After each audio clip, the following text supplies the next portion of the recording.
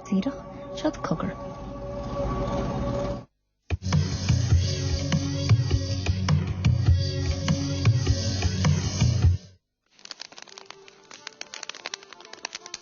Dan nafsblach I Alice Kittler. Vi argedike, vi asmuinte fenike. It was strange to Kilkenny, it was strange to Ireland, and it was an isolated incident in Irish history. Bhuispeag ina bheithe tinne bhór a rís I lár an sráid ard agus ise bhuailte nuas ar.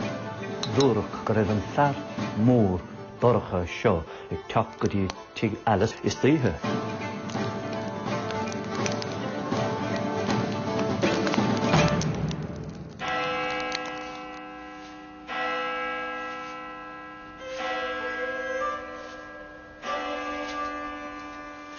Táid in ásaí an seo I deach Alice Kittler, agus ben anna at an bhean céanna. Na drárádaí atá buint lena henim deirtar éonas gur thosaigh siad lábhealtaine, madin lábhealtaine sa bhliain 1324. Mar an madin sin cósan béal doris ag Alice.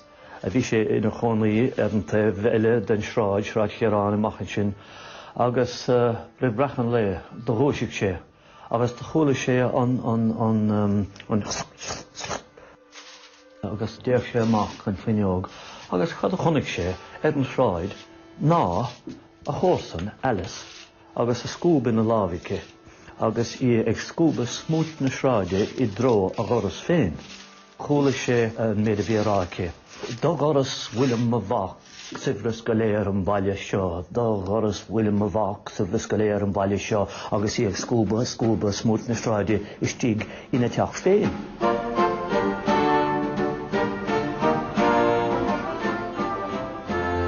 Alice Kittler was a woman who lived in Kilkenny in the early part of the 14th century. She was the daughter of a merchant. Go tradiisiúnta samhlaítear Alice agus a clán I Kittlers in. Ag daoine ag smaoineamh go raibh Alice ina gcónaí I teach mór, cloch I lár an Hightown, agus mar sin is áit cónathe sacréite é Kittlers in. She married her first husband, William Outlaw, and they were a prosperous and wealthy Kilkenny family as well. Fós sí fear a bhí sever agus flúirseach, mar sin bhí saol bog ag Alice. Daoine sibre I gcónaí I póstan siad daoine sibre eile, agus má bhí siad dathúil níor bhil an targad a bhí aici an dathúlacht. Bhí Kilkennig ceandas na báilte níos tábhachtaí in éireann san imaníisina, gan dabht an baile intíre is tábhachtaí. Bhí parlamentaí uaireanta I Kilkenny agus cuairteanna agus cruinnithe eile. Bhí ancuid clanna sever agus tráchtála ann.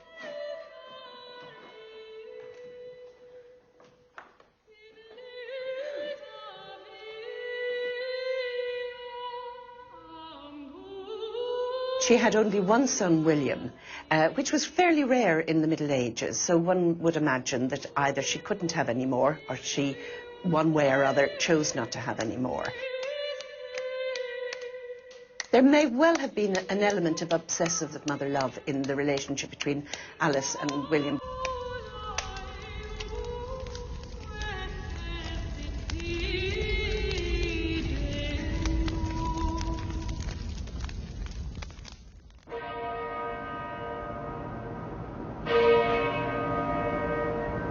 William Outlaw far céile Alice I bás a ágáil Alice in a bantrach.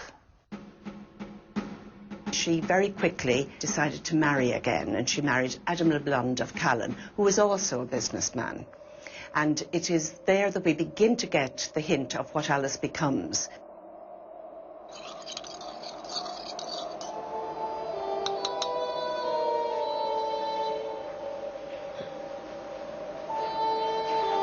Fós Alice Cara Uair le fear a bhí ansever agus ceangaltí maithe acu. She married again for the 4th time to Sir John Le Poer, a knight, so she was moving socially upwards as well as increasing her wealth.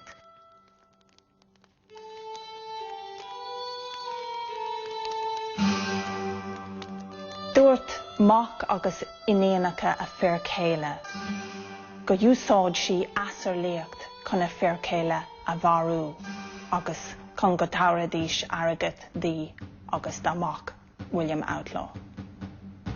They came to what was to them a normal conclusion, that she had bewitched her husbands and used potions on them.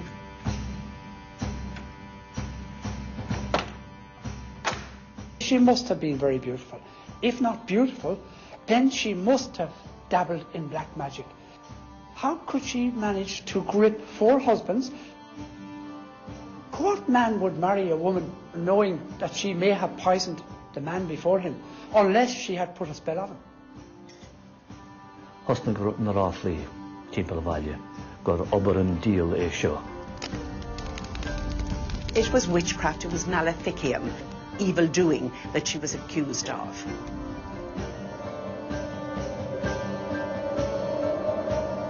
Curragile Alice go raibh an ceathrú fear Cailleach Sir John Le Poer á bharú dréir Cailleach le níomh agus le magic potions agus a láradí mar sin. You had thallium, you had arsenic, you had powdered gold. So there were poisons that Alice could get hold of if she wanted to poison her husbands. Agus tháinig áras an bear féin, le cabhar Cailleach aimsire buin sé ocracha de Alice agus doscail sé bosca mór nó cófra bhí aici. Agus is stig ann dúirt sé go bhfuair sé an dubhrod rudaí a bhí d'iarthaí chun an asarlaíochta immertéir.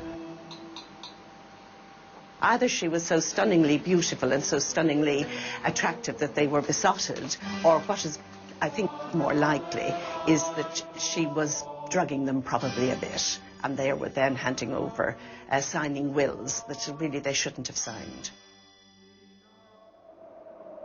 Dúrach go raibh an fear mór doracha teach go dtí tí Alice an teach seo is títhe.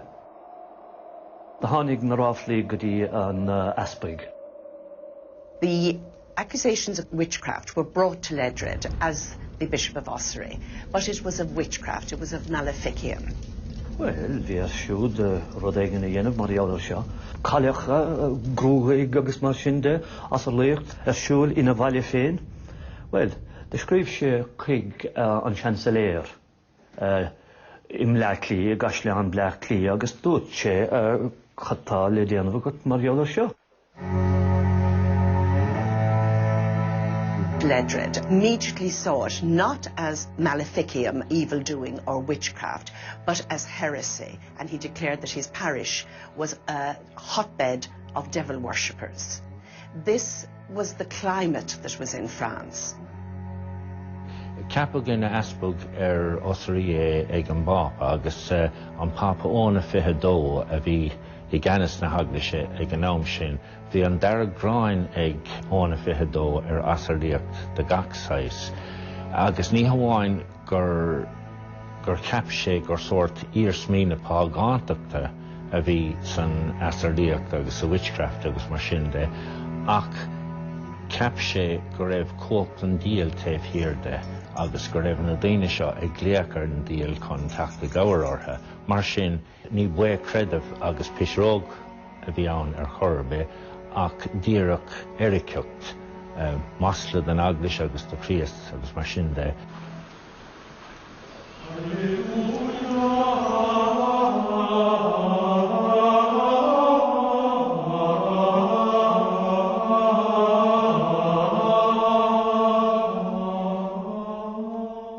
Bhí an gach duine is dócha ag caint faoi le dread agus scéal Alice Kittler agus Outlaw agus cauldrons agus broomsticks agus mar sin agus well, tá sé sin beagán granúir. In order a maverick a bhí an, agus bhí ansim ag heresy, agus tháinig sé go Kilkenny, agus bhí sé cínta go raibh heretics under every bed, más féidir leis iad a eáil. Scríb sé a lán amam, bhí spéise aga I cuasaí ceol, agus bhí agla go raibh na cléirí ón aglis ag siúil amach I Kilkenny, agus iad ag canú mar a déir sé lewd secular songs. Scríb sé aman agus post sé na haman nua le na sean ceol ón cathair. Ceapan féin gur an rud is tábhachtach faoi ná an éideachas a fuair sé. An bhuaigh isteach I Orange na Francescánaigh I Sasna, agus an sin caiise cúpla bhliain I Avignon, I cuairt na pápaí an sin. Ceapan go raibh lán feibanna le dreid Sasnach I Éirinn ag teacht ón mórrain go dtí Kilkenny. An rud is éit is dóilm a tharlaíonn I 1356 nuair a scríomh an ardaspig York go dtí an rí ag garrán faoi le dreid agus ag rá go raibh sé anéasta inis agus go raibh sé as a bheabhar. Tá cúntas agin don lámh a bhí aige I attack ar na Augustínig I inistíag. Bhí lán cárdio cuachtach ag déim Alice I Kilkenny agus bhí sé andeachar don aspag Sasnach seo.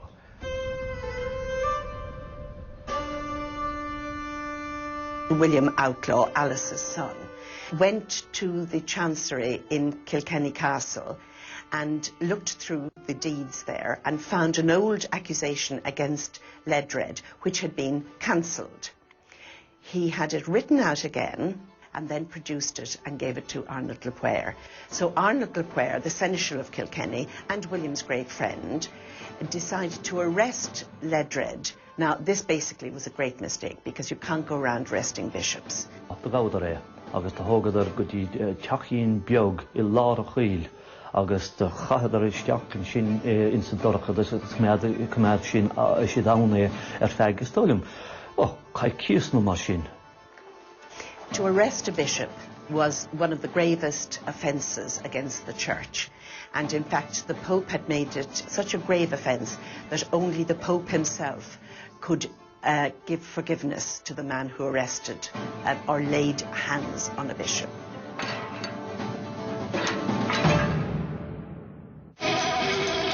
Decadine Paddy Wackery. Thomas a COURSESIrish. Answina. Van die achtervliegen rol. Is daar ergens wat Marielle Happelrase, Maken, Farm. Is die wel? Wat? Ontpakken ze als stokman. Doctor Aher agus Luchor a Water. Moet je maken als Rossi Kappel. Paddy Wackery. Decadine Nigela Hortraitionae. RTG Cailleach.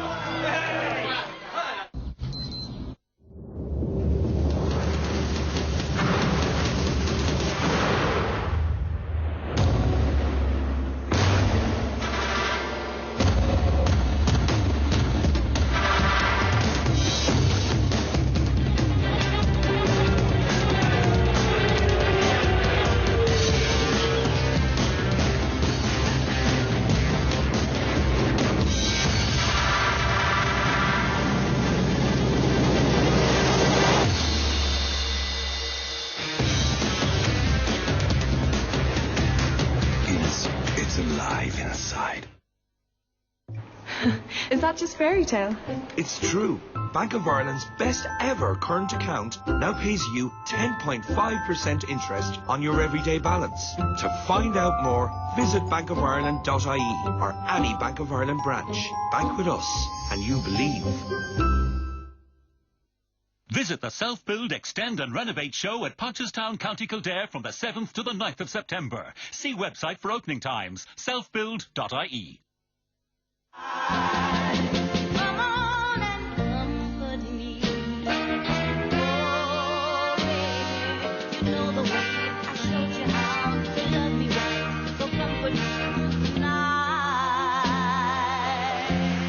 Wrap yourself in luxury with Comfort Creme.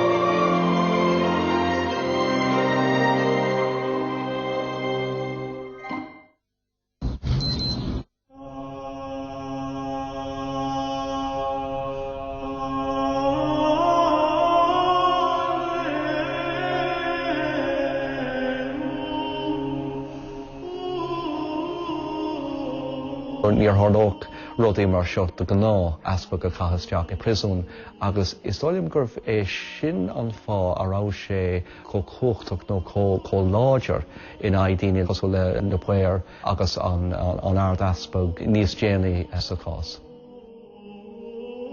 Liga carsúile tar éis cúpla seachtaine agus tá tháinig sé bhaile chuig an baile seo agus de scríobh sé litir eile chuig an ád aspaig im leach clí agus nuair léig an taspaig an litir seo bhí úna ar fad. Sios cad a bhí ar siúla sa tír seo néachar.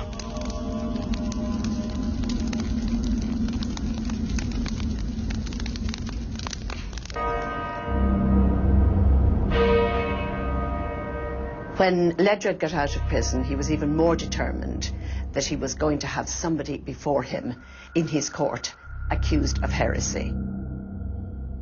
Cuireadh seacht cúisih I le Alice ag a tríal, ach ceaptar gur bheith an séú ceann a thosaigh an scéal ar fad.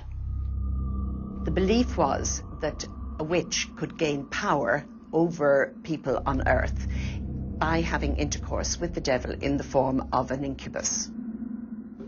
Séir de bhí in incubus ag an am thugad sé cúthaí go rialta I bhuirim madra grógach, I bhuirim Africach, agus uaireanta I bhuirim trúr fear gorum, agus go mbeadh cadrah Cailleach lena chéile, agus gur bas an Cailleach sin a dascar an bhuain go léir a bhí ag Alice.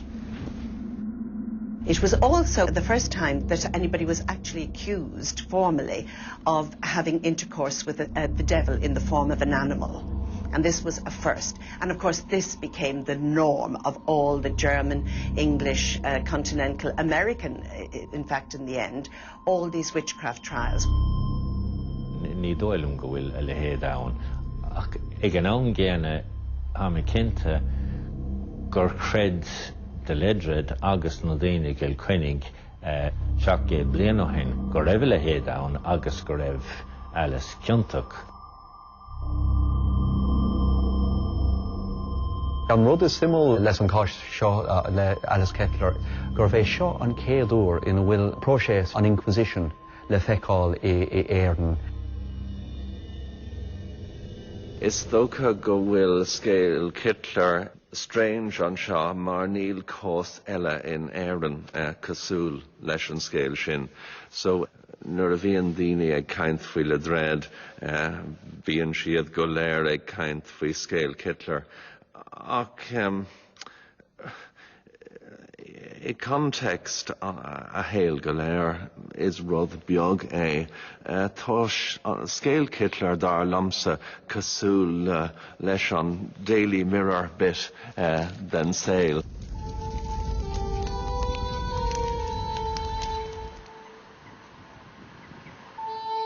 Alice Kettler, seeing the way the wind was blowing, made her escape. She must have been forewarned about the bishop. She had to be. She knew when to escape.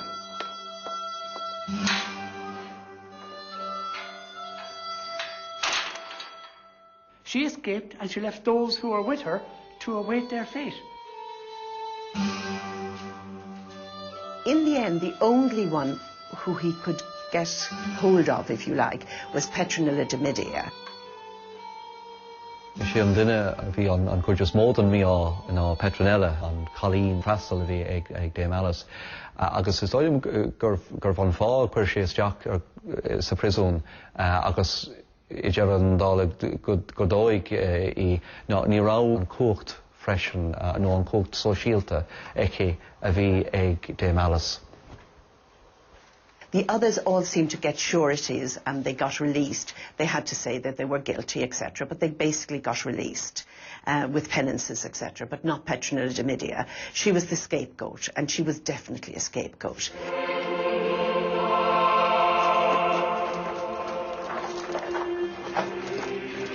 The punishment that awaited the people who supported Alice was really, really horrible. They were to be flogged 6 times through the streets of Kilkenny naked and burnt alive at the stake. They decided that Petronilla should be imprisoned in a place where no one could escape from. And this was more than likely in this room, the medieval room in Kilkenny Castle, the oldest part of the castle. The walls are so thick that there was no way anyone could help them out. Dadvig she alán rudaí nóair a sciúrsáil a bhí béidir gur cred sí in ar a bar. Bhí siad leanast am meoraigh deir a déirthing agus béidir gur cred sí gur tharlann a rudaí sin go léir.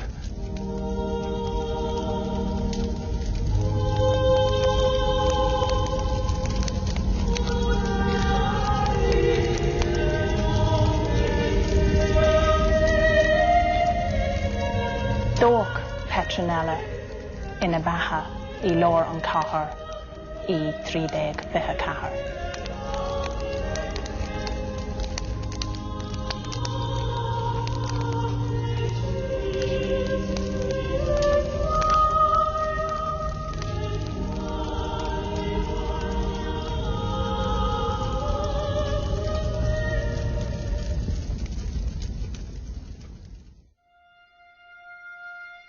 After Petronilla de Midia had been burned to the stake, Ledred now turned his attention to William, Alice's son, and he prosecuted him for harbouring heretics. One of the interesting things that he had to do as a penance was to roof the chancel of St. Canice's with lead. A dennoch job an díon agus bhí sé go glóite agus bhí an taspa agus bhí an congregation go léir wow nach úntaach an rud seo ach in san bliain 1332 istólium opníon in níos sin cad a hála ná leis an méid luí a chuireadh ar an díon de hit chuid den ad aglis agus is an sin a bhí na daoine rá cos a bhfuil leis an máthair an mach. Ag ma ord mar asbog féin ar mé ar an cór písa as ceol ledred a chanú agus can siad oman a scríb sé don cósca. Christ ag labhart na Mary Magdalene sa Gardaín.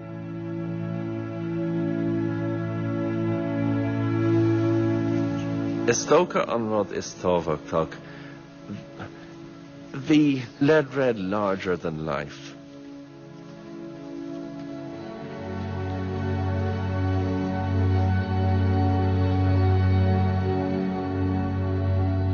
He Alice ó Kilkenny, ar dús go baile á clia agus an sin go sasanna. Bhí amach go teach agus darlam a lán dá Severs fáilte aici I Kilkenny. Ach is dólam go raibh ceangal ag Alice I sasanna. Agus níl aon doubt a gom gur bhar sé an crid eile do saoil go bra compórtach. Nílis agin cad a tharla Alice taréis an próisis seo ceapan a lán daoine gur chuí sé go sasna go hifran níl na biscinte. The most interesting legend came to my attention fairly recently of Clapdale Castle, where an Alice Kittle and her stepson, the owner of Clapdale Castle, were witches. Now, the similarities are so outstanding that one might be forgiven for believing that Alice had passed through Clapdale. Perhaps she died at Clapdale, and then her servants would have said who she was, and the legend came. As an lá sin, níor chunig éon duine Alice, agus níor bhís sé géon duine caribh sí imethe, agus go dtí an lá seo, níl sé géon duine. Tháinig an díal chun Hógant. When you walk into this particular room, you know you're in 800 years of history. You know there are stories here to be told. You do get this strange feeling. You get a feeling of sheer mystery. A feeling that, yes, perhaps spells were cast here. In Erebáire is tóca go neireann a lán daoine pe cohan raibh asarlíocht nó airad mar sin ar siúlaigh Alice Kittler gur bharigh sí trúr fear chéile agus gur sort serial killer de chuid na ceathrúise déag a bhíontaí. An ten din amháin go bhfuil trú a gomsa dé ná Petronilla is dóilm ná raibh sí ciontach in éarad gur chóir Brehon Law a chur iarthaí mar gheall agus meoríam dom héin na céabta agus beidir na mílta ban a chuirg chun bháis as witchcraft. Ní sa tír seo ach sasan in Albin agus ar bóráin na Eorpa feadh na céta bliain in dhíoc sin. Bhí seo ar an cás is túisce ar chuirg Ericiocht I le ban mar sin agus is dóilm gur raibh danar an bhaise don na daoine a thosaigh an marú sin go léir.